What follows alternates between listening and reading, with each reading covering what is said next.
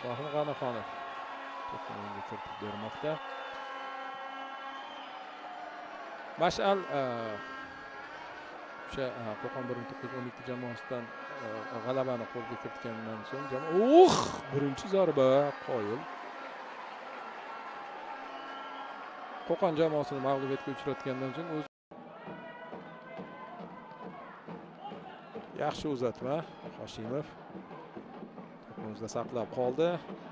Hujum chizig'iga qaytish kerak. Sheriklari bor mana bu vaziyatda. Lohan uzatmani amalga oshiradimi? Tepadimi? Zarba bor. Darvozabon to'pni qo'ldan chiqarib yubordi va ushlab olmoqda. 11 metrlik jarima ham bor. Mash'al darvozasi tomon 31-daqiqada Alisher Rahimqulov 11 metrlik belgini ko'rsatyapti. Hatto sariq kartochkasi bilan.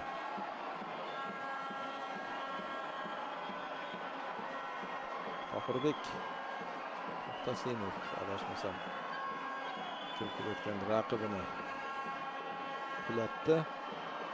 Hozir takroriy vaziyat bo'lsa kerak, ko'ramiz.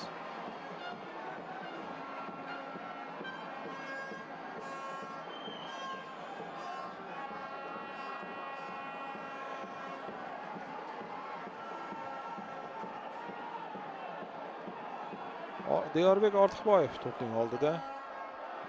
Himoyachi. Tohirga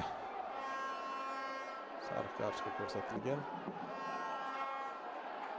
Dostonbek To'xtaboyev endi o'zini ko'rsatadigan palla keldi darvozadan uchun ham.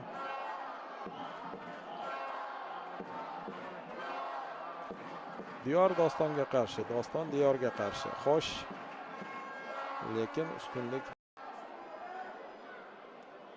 vaziyat qanday bo'lgan?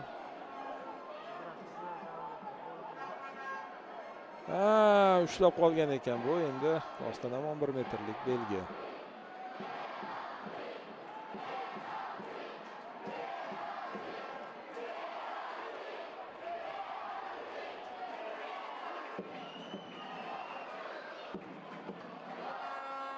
Hop, hammasi joyida. Penalti to'g'ri belgilangan. Diyorbek Ortiqboyev zarba va gol. Xorazm 33-daqiqada nihoyat hisobni ochdi. Pozitsion hujumlarni ko'paytirdi. Bosim aynan mana shu yo'l bilan amalga oshirildi.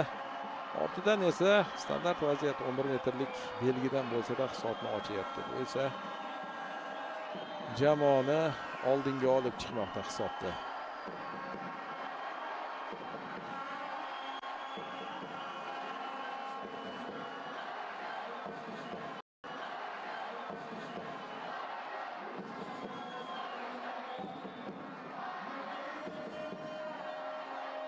Dostonga umuman imkoniyat qoldirmagan Diyor.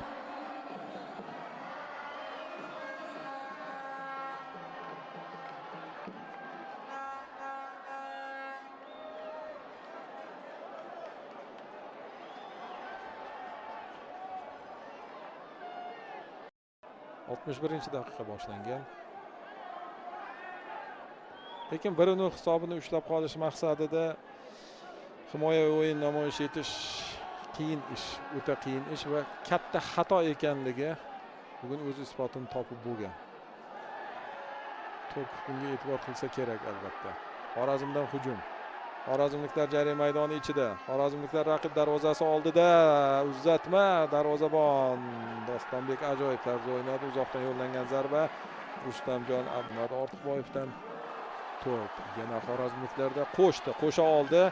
Rafael Sabino yaxshi uzatma. Hoshimov zarba, gol! 2-0. Ulug'bek Hoshimov Mash'al darvozasini ishg'ol etmoqda. Mash'al ochilgan edi. O'yin ancha qizib borayotgan edi. Yo'q, Xorazm himoyaga o'tmadi. Himoyadan ma'qul deb bilmadi. Hujumlar bilan javob berdi. Ortidan esa mana bu mukofotni qo'lga kirityapti. 2-0.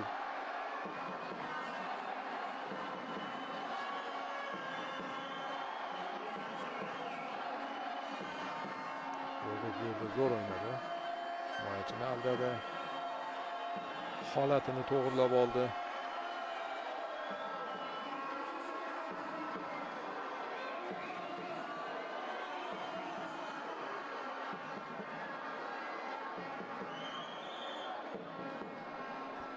Mashal yana shuncha kuch bilan oldinga tashlanishi kerak. Endi bu kuch masalasi qanday bo'ladi?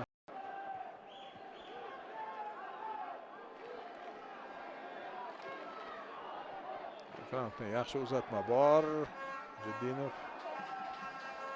Ortiqboyev esa unga imkoniyat qoldirmadi. Va hozir to'p o'yinga kiritilishi bilan Alisher Ayimqulovni hushdagi chalinsa kerak. Chunki 5 daqiqa o'tib bo'ldi. Ungacha ham bormadi. Hushtak chalindi. Xorazm hamda Mashal jamoalari o'rtasida o'tgan o'yin 2-0 hisobida maydon egalari Xorazm jamoasi foydasiga hal bo'lmoqda. Dastlabki gol Yorbek Ortiqboyev tomonidan, ikkinchi gol esa Ulug'bek